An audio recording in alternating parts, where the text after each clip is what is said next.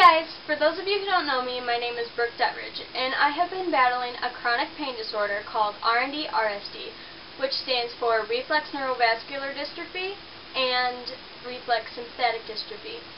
Before I tell you how I got this disorder and a little bit about what I've been through, let me tell you more about it. Let me start with the 4 stages to RND RSD. Stage 1 is the acute stage, which can last up to 1 to 3 months. The characteristics for this stage is warmth, coolness, burning pain, accelerated hair and nail growth, sensitive to touch, increased pain, stiffness in the affected joints, and muscle spasms. Most people aren't even diagnosed yet when they're in this stage. Stage 2 is the dystrophic stage, which can last up to 3 months to 1 year. The pain in this stage is constant, throbbing, burning, aching, and maybe even the affected limb will be discolored or molted. Your muscles might even start to waste away. You can also start having problems with your short-term memory and having increased pain with certain noises and vibrations. And along with the short-term memory, you can have a hard time concentrating, unable to find the right words when you're speaking to someone. You can find yourself repeating yourself, and you can have depression and irritability. Stage 3 is the atrophic stage, which can last to an unlimited amount of time. Stage 4, the very last stage to RND RSD. This stage most people will never reach. During this stage, of course, the pain is still constant, burning, throbbing, stabbing, pretty much everything. But the RND RSD also becomes resistant to medical treatments and to medications that doctors could possibly put you on. It also starts to involve the inner organs, which can become dangerous if you reach this far and it starts to involve your inner organs. It can be dangerous if not caught in time. What RND RSD pain feels like. The easiest way to describe RND RSD pain is to imagine. Imagine your blood is replaced with gasoline and you're being set on fire from the inside out. Or even being doused in gasoline and being set on fire and burning from the outside in from everything you touch. Try living like that for 24/7. Would you be able to stand it? According to the McGill pain scale, RND RSD is the highest rated pain on the scale. The worst type of pain you could possibly ever feel. So, how do you know what stage you're in? Sometimes it's difficult to know which stage you are in since you don't develop each and every symptom in every stage. Since this disease is constantly changing and the symptoms you have today might not be the same as tomorrow or even next week. It all depends on how your body reacts to the weather, stress, medication and medical treatments, the time of day, and even how much sleep you get. Treatments doctors could use if you're still unaware that you have RND RSD. If you're still unaware that you have RND RSD, doctors will probably use x-rays, bone scans, thermograms, and MRI scans to see if there are any changes in your bones, muscles, and tissues. Treatments doctors will use when you are diagnosed with RND RSD. Whenever you are diagnosed with RND RSD, doctors will put you on a bunch of medications that can either help or harm you. Again, this isn't the same for everyone, it just depends on the person. They may also want to try lumbar blocks to help ease the pain. But for some, it takes 4 to 6 blocks to actually help, and for others, it doesn't help at all. Pumps and spinal cord stimulators may be discussed, but because of the surgical treatment, this should only be used as a last resort. Some people that are extreme with full-body RND RSD have chosen to do the Ketamine Coma, which is a 5-day coma they put you in to reset the brain. This is done out of the United States because it is not approved here and because of all the risks. So, how can you get this? Well, anyone has the ability to get RND RSD, but only the lucky people actually get it. It can be caused by a minor injury, a major injury, a surgery, or even a trauma. Females, however, are more likely to get this disorder than males.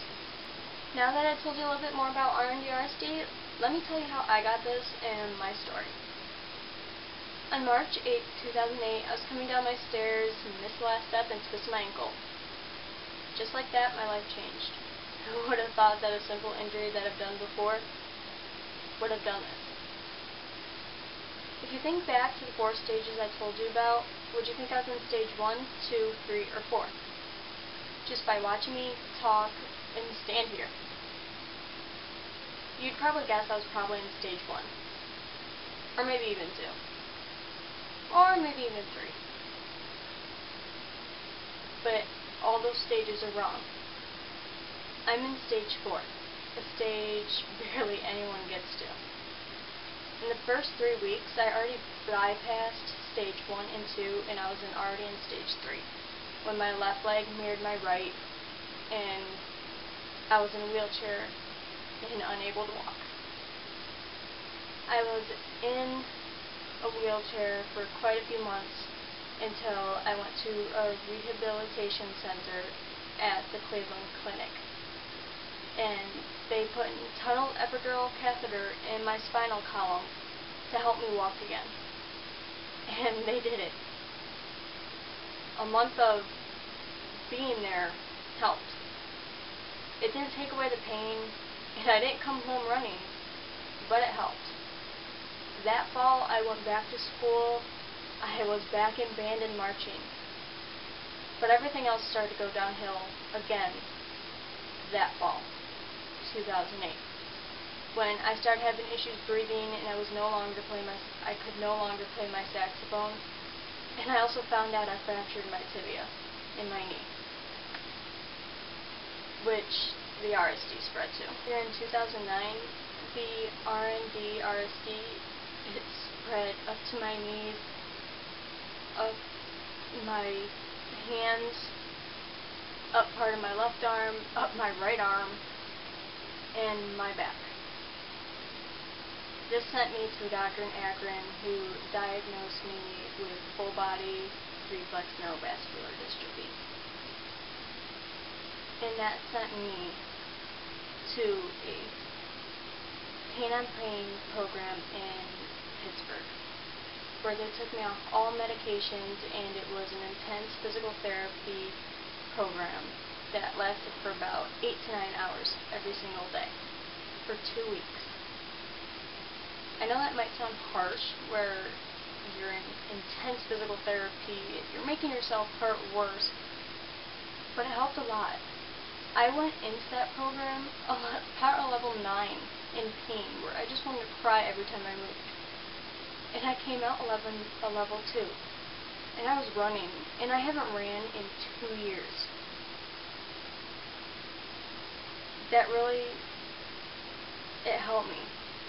They showed me how I can help control the pain. And it's mostly by distraction.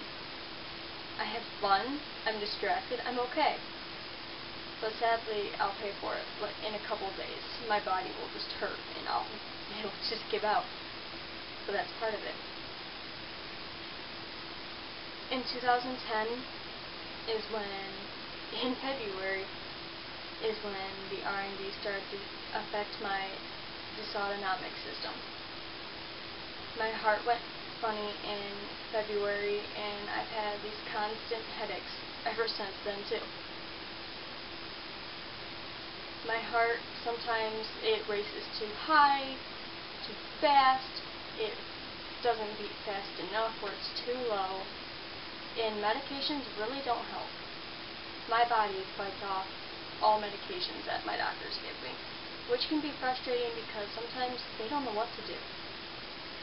And it frustrates me, and I get upset because I have had doctors that they don't want to see me anymore because they've tried everything and they don't know what else to do.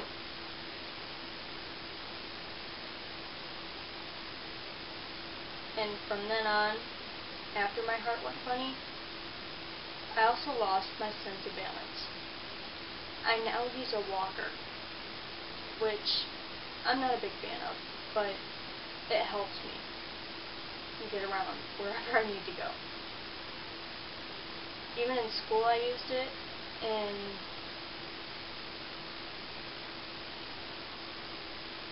I can't explain how people treat you after something happens to you. Let's just say I really found out who my true friends are. And some people, it's not really what I expected. people treated me like I was someone else just because I got this disorder without choice, which a lot of people don't have a choice on a lot of things. And I have to use a walker to get around. Big deal. I'm still me. And then 2011, around the beginning of December, I started having issues with my stomach, eating, not eating a lot, maybe a couple bites on a full plate of food, and I was full. Something was wrong, and the RND created gastroparesis, which is a very new disorder for me, and I'm still trying to get used to it. I can't eat certain foods, I can't eat what I want to, I can't eat as much as I would like. It's just something I gotta get used to. And when it comes to school, it's a struggle. It's a big struggle. I have a lot of problems with brain fog and not remembering things and getting very confused, especially when it came to homework. I would know it one minute and I'd forget it the next. In class, I would have to write down everything, but the problem with that is since it's in my right hand too, the RND prevents me from doing that. I am a senior this year and I am graduating. I did manage to keep up with my class. That's one thing I'm very proud of. And what people don't see with me is, even though I use a walker and I might be different and I'm not normal anymore, I'm okay with that. I still push myself to have fun. I went to prom this year. I was up at like 9 o'clock in the morning and stayed up and went to after prom till like 4 a.m. the very next morning. And this is my prom shirt. The theme was Bollywood. Senior prom. I had the time of my life, and a lot of people were very shocked. I'm still me. People need to understand that.